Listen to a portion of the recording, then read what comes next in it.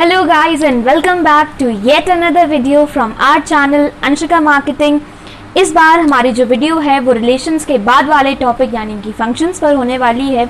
और जैसा कि हमने पिछली वीडियो में पढ़ा था 10 जो रूल्स थे हमारे या फिर 10 इम्पॉर्टेंट डिस्कशंस थे, 10 इम्पॉर्टेंट पॉइंट्स थे रिलेटेड टू रिलेशंस। अगर आपने वो वीडियो नहीं देखी है तो आप डेफिनेटली जाकर उस वीडियो को देख सकते हैं। उस वीडियो का लिंक इस वीडियो के डिस्क्रिप्शन बॉक्स में वाला है, so definitely you can watch it from there और डायरेक्टली आप हमारे चैनल पर जाकर देख सकते हैं। That is the latest video that we have. और उसी तरीके से इस वीडियो में भी हम 10 पॉइंट्स पर डिस्कस करने वाले हैं जिस पर बेस्ड हमारा पूरा ये चैप्टर जो है बेस्ड ऑन फंक्शंस वो ख़त्म हो जाएगा। आई होप कि हमारी वीडियो आपको पसंद आ रही है। आई होप कि ये जो हमारा इनिशिएटिव है जिसमें हम आपको फ्री एजुकेशन प्रोवाइड करने की पूरी कोशिश कर रहे हैं, आपके जितने भी कंसेप्ट्स हैं उनको क्रिस्टल क्लियर करने की कोशिश कर रहे हैं, साथ साथ में जो भी आपका जो आईएससी बैच, आईएससी के बोर्ड वाले जो स्टूडेंट्स हैं उनके लिए एक तरीके से ये बूस्ट है। बिकॉज बहुत सारा कंटेंट जो है on YouTube, on other social media और like on any other online platform वो ज़्यादातर टारगेट करता है सीबीएसई बैचेस। ऑल्दो जो सिलेबस होता है आपका वो ऑलमोस्ट द सेम होता है, but still we are here targeting mainly the ISC students for especially this time for class 12th and we are referring to OP Malhotra as I have told you earlier as well।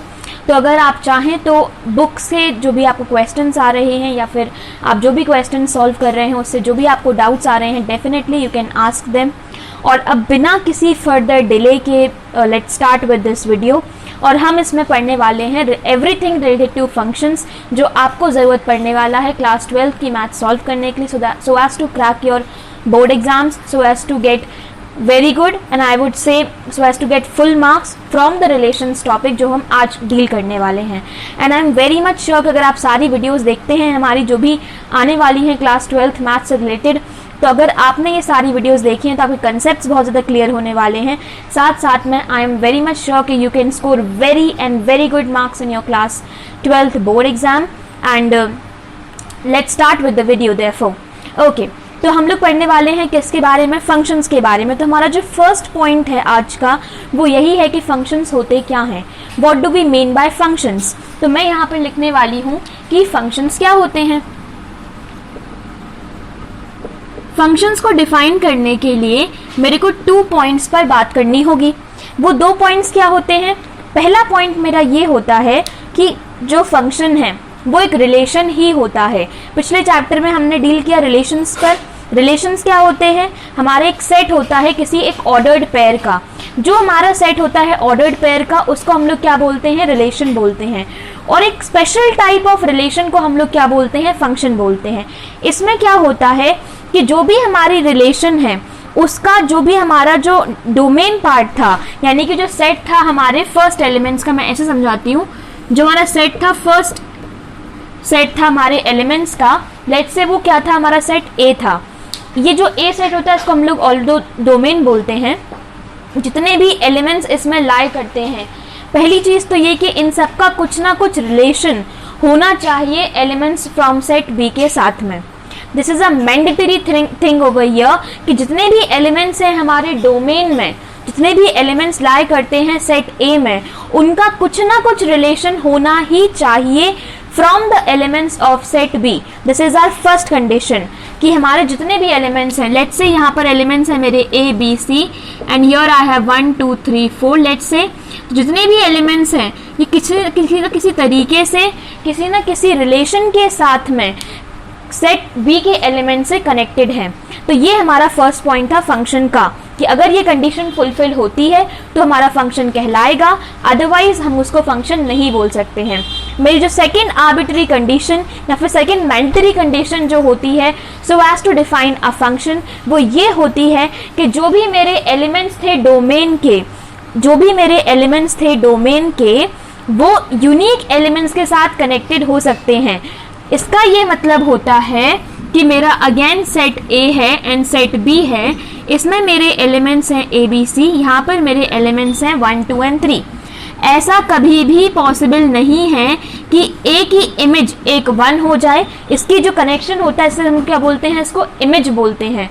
तो एक ही image 1 भी हो जाए और एक ही image 2 भी हो जाए, ऐसा पॉसिबल नहीं है। अगर ये कंडीशन आती है तो ये फंक्शन नहीं कहलाता है। I hope this thing is very much clear कि पहला पॉइंट हमारा ये है कि जितने भी एलिमेंट्स हैं हमारे डोमेन में वो सारे के सारे की कुछ ना कुछ इमेज होनी ही चाहिए, कुछ रिलेशन उनका होना चाहिए एलिमेंट्स ऑफ सेट बी के साथ में। And my second point is कि जो मेरे एलिमेंट्स हैं सेट ए के, उनकी एक यूनिक इमेज ही पॉसिबल है। एक ही एलिमेंट की दो इमेजेस पॉसिबल नहीं हैं।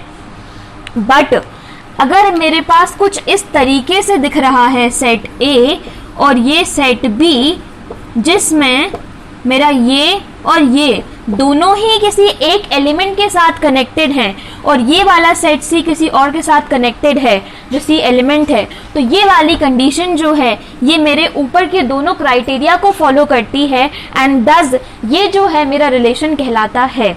क्यों कहलाता है? पहली कंडीशन जो थी कि इसमें जितने भी एलिमेंट्स हैं वो सारे की कुछ ना कुछ इमेज होनी चाहिए, तो ये तो फुलफिल हो गई। सेकेंड कंडीशन क्या थी कि जितने भी एलिमेंट्स हैं उनकी कुछ यूनिक इमेज होनी चाहिए। तो इस केस में ए की यूनिक इमेज 1 है, बी की यूनिक इमेज 1 है एंड सी की यूनिक इमेज 2 है।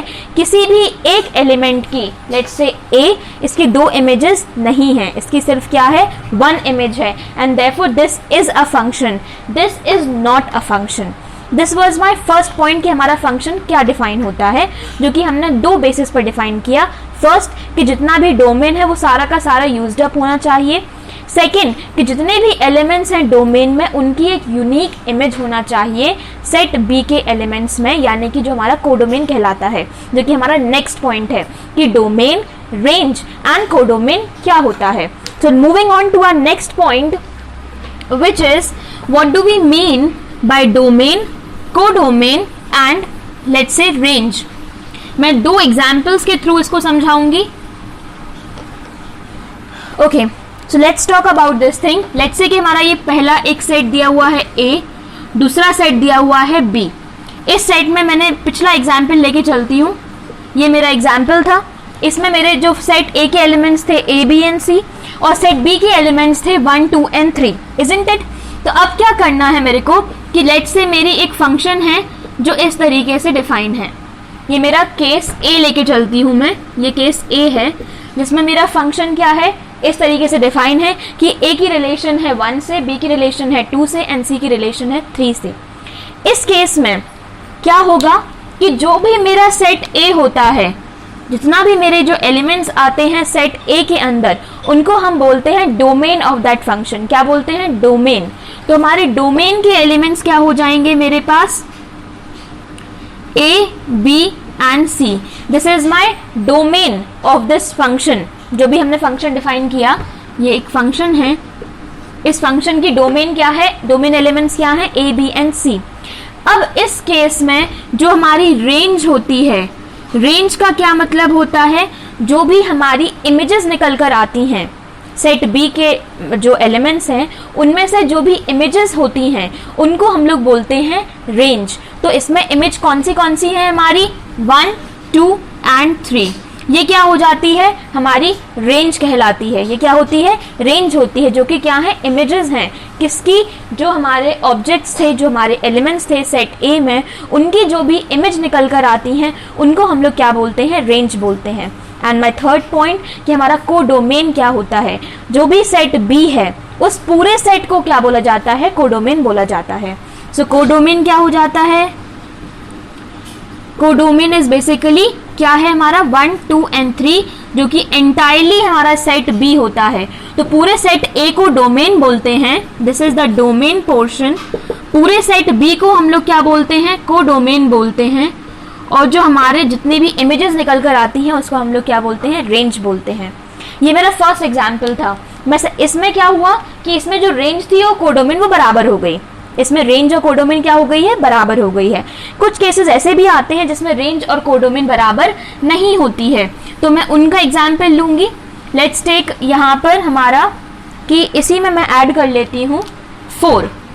अगर मैंने इसमें 1 2 3 एंड 4 भी ऐड कर लिया तो उस केस में क्या होने वाला है मेरे साथ कि मेरी जो डोमेन होगी that will again be ABC। Domain पर तो कोई फर्क पड़ा नहीं, वो तो एज इट इज है जो पहला सेट था।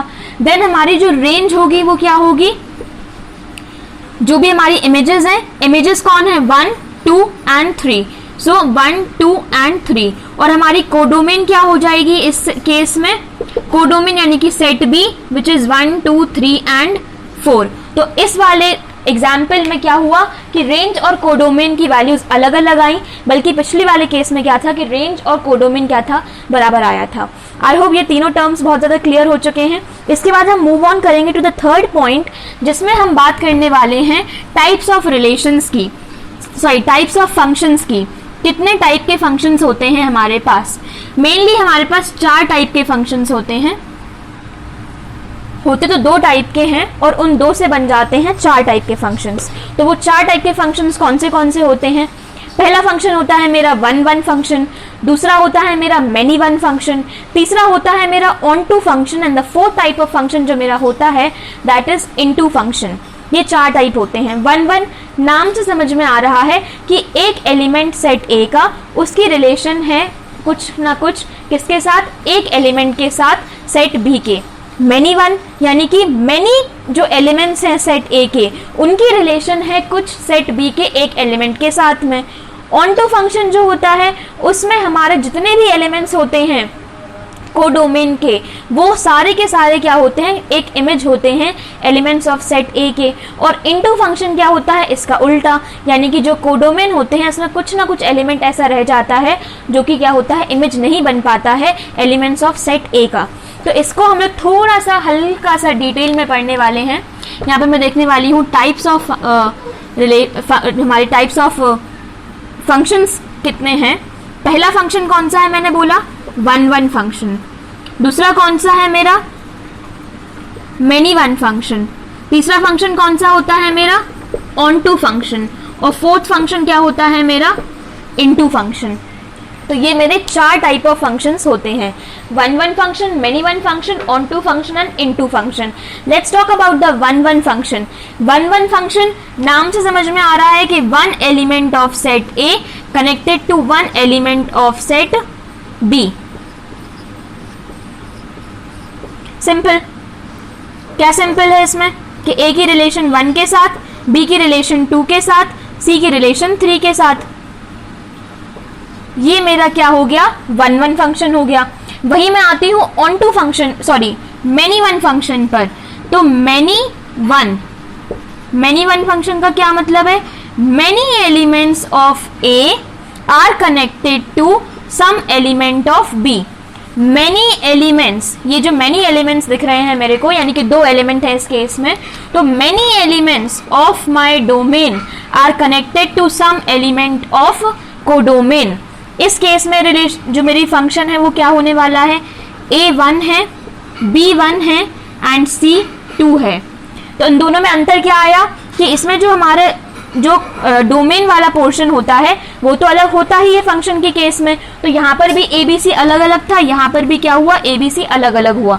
बट इसमें क्या हुआ कि इसमें जो कोडोमेन था वो भी अलग अलग रहा 1 2 3, बट इसके जो रेंज वाला पोर्शन आया मेरा, इसमें क्या हुआ, ये 1 1 रिपीटेड है and then I have got 2। तो इस वजह से ये क्या हो जाएगा, many one function, many one function. I hope this is clear. Third point पर जो हम लोग मूव करते हैं, थर्ड वाला फंक्शन ऐसा होता है कि मेरा ऑन टू फंक्शन है। ये A to B एक जो फंक्शन है वो कैसा है, ऑन टू फंक्शन है। क्यों है ये, बिकॉज हमारे जो एलिमेंट्स हैं, जितने भी एलिमेंट्स हैं, लेट्स से कुछ इस तरीके से रिलेशन बनी है मेरी, इस तरीके से एक फंक्शन डिफाइन किया है मैंने ये, और इसमें क्या है, जितने भी एलिमेंट्स थे हमारे कोडोमेन के वो सारे के सारे क्या हैं, यूज्ड अप हैं। इसको क्या बोलते हैं हम लोग, ऑन टू फंक्शन। एक तरीका इस फंक्शन को डिफाइन करने का ये भी होता है कि ऑन टू फंक्शंस में हमारी जो रेंज होती है वो हमेशा कोडोमेन के बराबर होती है। क्यों, क्योंकि जो कोडोमेन है वो सेट B है और रेंज भी मेरी क्या होने वाली है, सेट B होने वाली है, क्योंकि सारे के सारे कुछ ना कुछ इमेज है, इजंट इट। तो हमारा इसमें जो बनने वाला है वो क्या है, A1 B3 एंड C2। और इसमें क्या होता है, कि रेंज जो होती है वो किसके बराबर होती है, कोडोमेन के बराबर होती है। ओके, किसमें, ऑन टू फंक्शन में। अच्छा, okay, now moving on to my into function. Into function क्या होता है, जो भी फंक्शन ऑन टू नहीं है वो क्या है, इनटू है। यानी कि जिस भी फंक्शन में जो हमारी कोडोमेन है वो रेंज के बराबर नहीं है वो क्या होता है, हमारा इनटू फंक्शन होता है। जिस भी फंक्शन में हमारे एक कुछ ना कुछ एलिमेंट सेट बी के ऐसे रह जाते हैं जो कि कोई इमेज नहीं होते हैं एलिमेंट्स ऑफ सेट ए के, उसको हम लोग बोलते हैं क्या, इनटू फंक्शन। जैसे कि हम लोग एग्जाम्पल देख लेते हैं।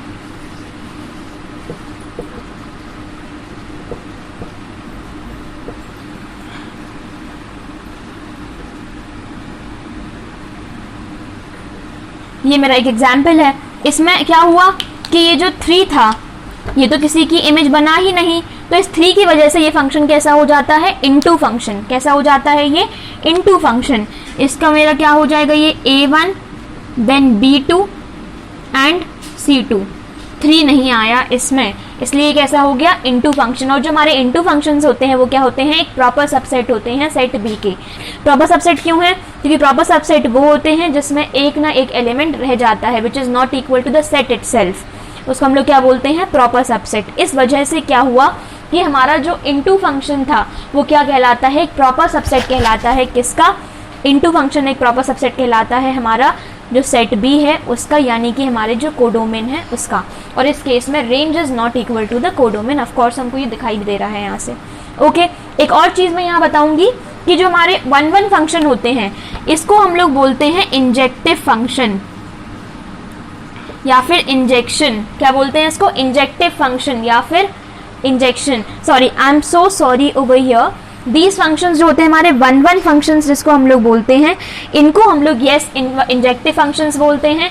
देन हमारे जो ऑन टू फंक्शंस होते हैं इनको हम लोग सर्जेक्शन बोलते हैं या फिर सर्जेक्टिव फंक्शंस बोलते हैं। सर्जेक्टिव या फिर सर्जेक्शन फंक्शंस बोलते हैं।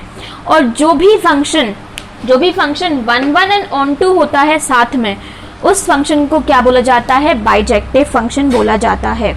क्या बोला जाता है, बाइजेक्टिव फंक्शन या फिर बाइजेक्शन बोला जाता है। जो भी एक फंक्शन 1-1 भी है, यानी कि उसमें एक फंक्शन एक एलिमेंट सेट ए का कनेक्टेड है एक एलिमेंट सेट बी के साथ में साथ में जितने भी एलिमेंट्स हैं सेट बी के वो सारे के सारे कुछ ना कुछ इमेज फॉर्म कर रहे हैं हमारे एलिमेंट्स ऑफ सेट ए की, तो उसको हम लोग क्या बोलते हैं, बाइजेक्टिव फंक्शन या फिर bijection, which is both 1-1 and on to, that means which is both injective as well as surjective। तो ये मेरा था किसका कंसेप्ट, सर्जेक्टिव फंक्शन का। अब मेरा जो 4th पॉइंट है दैट इज, उसमें मैं पढ़ने वाली हूँ कि मेरा 1-1 फंक्शन को हम लोग प्रूफ कैसे करते हैं।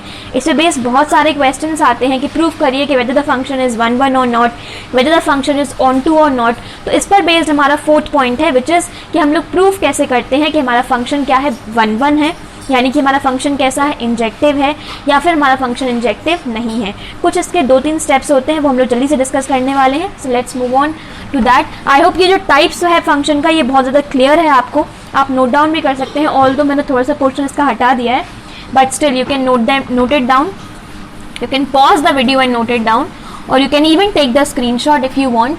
बट आई वुड रेकमेंड कि अगर आप डायरेक्टली जिस टाइम पर मैं पढ़ा रही हूँ उसी टाइम पर अगर नोट डाउन करते जाते हैं, because I give you sufficient time, इतना आपको मिलता है जिसमें आप डायरेक्टली हमारे जो एग्जाम्पल्स हैं वो सब डिस्कस कर रही हूँ मैं, जब आप नोट डाउन कर सकते हैं। देयरफॉर आई वुड रेकमेंड कि आप साथ में लिखते जाएं सो दैट आपका जो हैंड है वो मूविंग पोजिशन में हो और आप पढ़ते पढ़ते सो ना जाएं। ओके, लेट्स मूव ऑन कि हमारा जो 1-1 फंक्शन है या फिर जिसको हम लोग क्या बोलते हैं, injective function,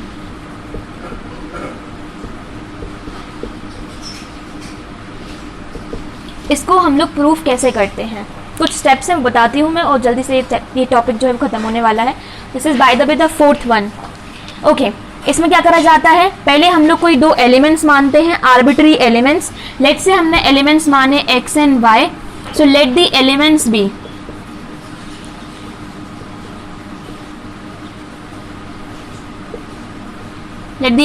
B x and y। अब क्या करते हैं हम कि ये भी माना जाता है let f of x is equal to f of y। कुछ हमको फंक्शन दे रखा होगा, उस फंक्शन में हम लोग क्या करेंगे, f of x is equal to f of y put करेंगे, उसको फर्दर सॉल्व करेंगे। जब हमारा सॉल्व हो जाएगा, अगर ये निकाल कर लाता है कि x is equal to y, अगर ये इम्प्लाई कर रहा है कि x is equal to y, तो हमारा जो फंक्शन है वो कैसा होता है, 1 या फिर इंजेक्टिव होता है। अगर ये इम्प्लाई करता है कि x is not equal to y, अगर x is not equal to y की कंडीशन आती है, तो हमारा जो फंक्शन होता है वो 1 ना होके कैसा बन जाता है, मैनी वन फंक्शन बन जाता है।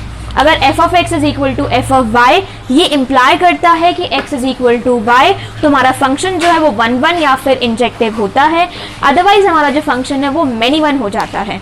I hope this is clear. Now moving on to the fifth point. ये जो प्रूफ था वो किसका था कि 1 और इंजेक्टिव फंक्शन कैसे प्रूफ करा जाए। हमारा जो फिफ्थ पॉइंट है वो इस पर बेस्ड है कि हमारा जो फंक्शन है उसको हम ऑन टू कैसे प्रूफ करें, यानी कि उसको सर्जेक्टिव कैसे प्रूफ करें।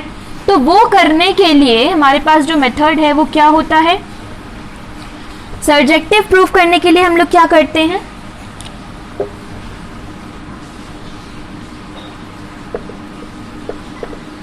सर्जेक्टिव जिसको हम लोग क्या बोलते हैं, ऑन टू फंक्शन। इसका सिंपल सा तरीका क्या होता है कि हम लोगों ने इस तरीके से लिख दिया जाता है कि f of x is equal to y, ये कोई फंक्शन गिवन है हमको, f of x is equal to y। बस करना ये रहता है कि ये फंक्शन क्या है, x के टर्म्स में दिया हुआ है। अब इस x की जो वैल्यू है वो हम लोग क्या निकाल लेते हैं, x is equal to something something of y निकाल दिया जाता है। यानी कि x की वैल्यू हम लोग निकाल लेते हैं किसके टर्म्स में, y के टर्म्स में। लेट्स से फॉर एग्जांपल हमारा कुछ इस तरीके से क्वेश्चन दिया हुआ है, f of x is equal to x plus 1 is equal to y। हम लोग को क्या करना है, x की वैल्यू निकालनी है इन टर्म्स ऑफ y। जब मैंने ये निकाल ली x की value in terms of y, अब क्या करूंगी मैं कि मैं देखने वाली हूँ कि ये जो मेरा x की वैल्यू आ रही है ये जितने भी पॉइंट्स गिवन है हमारी रेंज में उस पर डिफाइन है या नहीं है। अगर एक भी पॉइंट ऐसा आ जाता है जिस पर ये नॉट डिफाइंड होता है तो ये फंक्शन मेरा ऑन टू ना होके इनटू बन जाता है। लेकिन अगर मैंने बोल रखा है कि मेरी जो रेंज है वो रियल नंबर्स की है, तो डेफिनेटली इस केस में सारे रियल नंबर्स पर मेरी वैल्यू डिफाइंड है एंड देयरफॉर ये जो फंक्शन है वो ऑन टू बन जाएगा। तो ये मेथड है कि f of x is equal to y करके x की वैल्यू निकाल लेंगे हम लोग इन टर्म्स ऑफ y। उस वैल्यू को चेक करना होता है कि जितनी भी हमारे को रेंज दे रखी है उसमें वो लाई कर रही है या नहीं। अगर एक भी पॉइंट ऐसा मिलता है जिस पर वो वैल्यू नॉट डिफाइंड आ जाती है तो मेरा फंक्शन इनटू बन जाता है rather than being onto. So I hope this thing is also clear. ये मेरे दोनों प्रूफ्स थे। अगर आपसे पूछते हैं कुछ भी क्वेश्चन से कि आप प्रूफ करिए वेदर फंक्शन आपका 1 ऑन टू है या नहीं, यानी कि बाइजेक्टिव है या नहीं, वेदर फंक्शन 1 है, वेदर फंक्शन ऑन टू है, कुछ भी आता है, आप डेफिनेटली इन दो प्रूफ्स की मदद से उसको सॉल्व कर सकते हैं। इसी कंसेप्ट का आगे हम लोग मूव करते हैं। अब हमारा जो सिक्स्थ कंसेप्ट है जो कि बहुत ही ईजी होने वाला है, बहुत छोटा सा होने वाला है, विच इज़ हमारे रियल फंक्शंस क्या होते हैं। तो रियल फंक्शंस क्या होते हैं, बहुत छोटा सा टॉपिक है ये कि रियल फंक्शंस क्या होते हैं। बस 2 लाइन में ये खत्म हो जाने वाला है। इसकी पहली लाइन जो है वो ये है कि अगर हमारा फंक्शन लेट्स से a से ये b तक डिफाइन था, तो इसमें अगर जो b है, b जो सेट है, अगर वो सबसेट है रियल नंबर्स का, जो b सेट है, if it is a subset of real numbers, तो हमारा ये जो फंक्शन है वो कैसा फंक्शन होता है, this is a real valued function. कैसा फंक्शन होता है, तो ये रियल वैल्यूड फंक्शन, क्योंकि इसकी जो वैल्यू आ रही है वो कैसी है, रियल नंबर्स में आती है, सबसेट है रियल नंबर्स का, therefore this is a real valued function. ये मेरी पहली लाइन थी। और मेरी दूसरी लाइन ये है कि अगर मेरा a सेट है और जो b सेट है, अगर ये दोनों ही सबसेट्स हैं ऑफ रियल नंबर्स के, तो ये मेरा फंक्शन कैसा होगा, this will be a real function. कैसा बन जाएगा ये, रियल फंक्शन। रियल फंक्शन कब है, जब हमारा a एंड b दोनों ही सबसेट्स हैं r यानी कि रियल नंबर्स के, और ये मेरा बन जाएगा क्या, सबसेट। अगर हमारा जो b सेट है, अगर वो सबसेट है रियल नंबर्स का, तो ये बन जाएगा मेरा रियल वैल्यूड फंक्शन। इतना था ये वाला। 7th पर मूव ऑन करते हैं, 7th पॉइंट पर। और मेरा 7th पॉइंट ये आता है कि हमारी कॉम्पोजिशन क्या होती है। कॉम्पोजिशन ऑफ टू फंक्शंस क्या होता है। तो कॉम्पोजिशन पढ़ने, कॉम्पोजिशन का वर्ड का खुद से ही मतलब होता है कि दो चीज़ों का कंबाइन करके कुछ बनाना, दो या तीन चीज़ों का, लाइक मल्टीपल थिंग्स का हम लोग कंबाइन करते हैं और एक कुछ रिजल्ट लेकर आते हैं, उसको हम लोग बोलते हैं कॉम्पोजिशन ऑफ फंक्शन। तो कॉम्पोजिशन ऑफ फंक्शन में हम लोग देख रहे हैं यहाँ पर, लेट्स से हमारा फंक्शन है एक एफ ऑफ एक्स और दूसरा मेरा फंक्शन है जी ऑफ एक्स। कुछ कुछ दिया हुआ है एफ ऑफ एक्स, कुछ कुछ दिया हुआ है जी ऑफ एक्स। अगर मैं दोनों को कंबाइन कर दूं, यानी कि f of x g of x, जिसको मैं बेसिकली लिख सकती हूँ f g of x in short, तो ये जो है मेरा, ये क्या है, कॉम्पोजिशन है दो फंक्शंस की। कौन से दो फंक्शंस, एफ ऑफ एक्स और जी ऑफ एक्स। इसमें सॉल्व कैसे होता है, सिंपली हमारा जी ऑफ एक्स रखेंगे हम लोग, जो भी फंक्शन दे रखा होगा जी ऑफ एक्स उसको रख देंगे यहाँ पर एफ जी ऑफ एक्स, और फिर एफ जो फंक्शन था इन टर्म्स ऑफ एक्स, जितनी भी एक्स की वैल्यूज थी उन सारी एक्स की वैल्यूज की जगह पे हम लोग क्या रख देंगे, जी ऑफ एक्स को रख देंगे एंड वी विल सॉल्व। ये था हमारा f of g of x. दूसरा हमारा ये भी हो सकता है इसमें कि g of x and like f of x, दो फंक्शंस हमारे को दे रखे हैं। दूसरा हो सकता है मेरा जी एफ ऑफ एक्स, ये भी पॉसिबल है, जो कि इसका हमारे को अलग अलग आंसर्स आने वाले हैं। These both are not equal, please keep this thing in mind. ये दोनों बराबर नहीं है कि आप किसी को पहले दो किसी को बाद में दो आपके आंसर सेम आने वाले हैं। No, it's going to be different. G f of x भी हो सकता है, एफ जी ऑफ एक्स भी हो सकता है, अकॉर्डिंगली जो भी आपका क्वेश्चन दिया हुआ है। सिंपली इसको हम लोग क्या बोलते हैं, कॉम्पोजिशन ऑफ फंक्शंस बोलते हैं। इसको हम लोग गॉफ और फॉग भी पढ़ते हैं। इसको हम लोग पढ़ते हैं फॉग एक्स और इसको हम लोग पढ़ते हैं g of x. You get g of x and this is f of x, ये भी हम इसको पढ़ते हैं। This is composition of functions. मेरा ये छोटा सा था, ये ऑल्दो इतना छोटा नहीं होता है ये, इसमें आपको क्वेश्चंस आते हैं निकालने के लिए। तो आप, आई होप कि ये जो थ्योरी थी इसके बेसिस पर आप इसको सॉल्व कर पाएंगे अब। Okay, now moving on to my 8th point which is inverse of a function. तो इनवर्स क्या होता है मेरा, जल्दी से हम लोग देखते हैं कि इनवर्स ऑफ अ फंक्शन क्या होता है। So let's talk about the inverse of a function. Inverse आपको नाम से समझ में आ रहा है, यानी कि उसका उल्टा होने वाला है। उल्टा इस केस में क्या होता है कि अगर f हमारे पास फंक्शन है a to b, तो ये जो f इनवर्स होगा ये एक फंक्शन होने वाला है b to a। इसका क्या मतलब हुआ इस स्टेटमेंट का? इस स्टेटमेंट का सिंपल सा ये मतलब होता है कि अगर किसी फंक्शन की जो हमारे पास डोमेन थी वो a थी और इसका जो कोडोमेन था या फिर जो रेंज थी हमारी वो b सेट था, तो जो इन्वर्स होगा उस फंक्शन का, उसकी जो डोमेन होने वाली है वो रेंज हो जाएगी पहले फंक्शन की, और उसकी जो रेंज होने वाली है वो डोमेन हो जाएगी फर्स्ट फंक्शन की। That's it. ये हमारा क्या होता है, इन्वर्स होता है। और आप इसमें कंफ्यूज ना हो कि f इन्वर्स का ये मतलब नहीं है कि हमारे f की पावर 1/f की पावर -1, इसका मतलब 1/f। नो, ऐसा नहीं होता है। इसका मतलब सिंपल सा यही है कि f इन्वर्स जिसमें हमारे को क्या मिलता है कि जो हमारी डोमेन थी of set of f is equal to the range of f inverse, and जो हमारी डोमेन थी of f inverse that is equal to the range of f। So I hope ये आपको समझ में आ रहा है। ये नोट आप कर सकते हैं इस पॉइंट को, ये समथिंग इम्पॉर्टेंट है ये कि ये इन्वर्स क्या होता है। इन्वर्सिबिलिटी हम लोग चेक करा जाता है, इन्वर्टिबिलिटी ऑफ अ फंक्शन। तो ये हमारे पास इन्वर्स होता है। इस पर ही पूरा का पूरा इसी कंसेप्ट इन्वर्स पर ही बेस्ड हमारा नेक्स्ट एक चैप्टर आने वाला है which is inverse trigonometric identities, inverse trigonometric functions. उसमें हम लोग पूरे तरीके से डील करने वाले हैं किस पर, इन्वर्स ट्रिग्नोमेट्री पर, यानी कि ट्रिग्नोमेट्रिक आइडेंटिटीज़ बट उनका क्या, उनका इन्वर्स। तो जो हम लोग बोलते हैं इन्वर्टिबिलिटी, वो क्या होती है कि जिसमें हमारा डोमेन होता है किसी फंक्शन का वो क्या बन जाता है, रेंज बन जाता है उसके इन्वर्स का, और जो रेंज होता है उस फंक्शन का वो बन जाता है डोमेन उसके इन्वर्स फंक्शन का। ये मेरा था 8th point. Now moving on to my 9th point, जिसमें मैं प्रॉपर्टीज डिस्कस करने वाली हूँ इन्वर्स ऑफ अ फंक्शन की।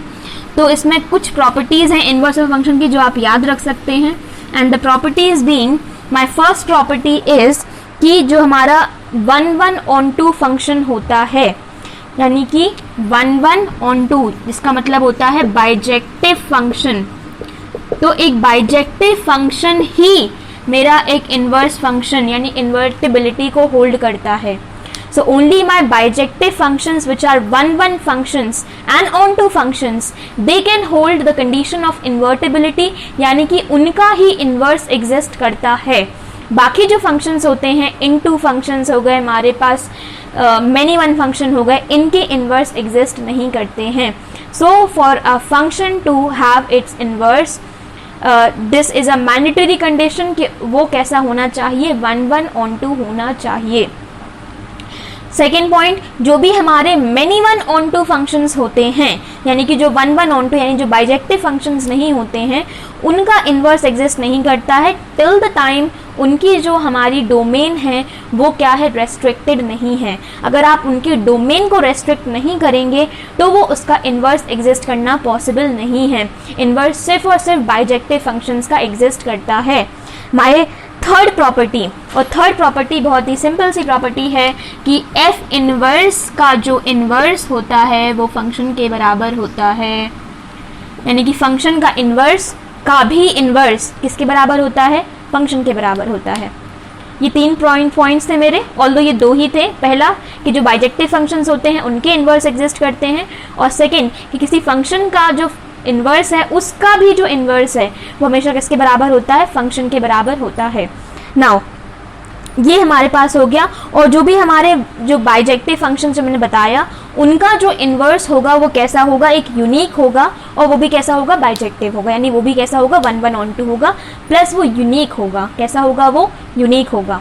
Now moving on to my last point, जो कि 10th पॉइंट है मेरा, जिसके बेसिस पर मेरा ये चैप्टर जो है इन्वर्स का, चैप्टर जो फंक्शंस का है वो एक तरीके से ख़त्म हो जाएगा. उसकी जितनी थ्योरी पोर्शन था, जितना भी उसका डिटेल्ड एक्सप्लेनेशन चाहिए था, वो सब यहाँ पर फिनिश हो जाएगा. और 10th पॉइंट है जो हमारा कॉम्पोजिशन ऑफ अ फंक्शन था और इन्वर्स, इन दोनों को मिलाकर एक पॉइंट बनाया गया है. और वो पॉइंट क्या है वो मैं आपको बताती हूँ अभी, कि हमारे पास इसमें क्या होता है.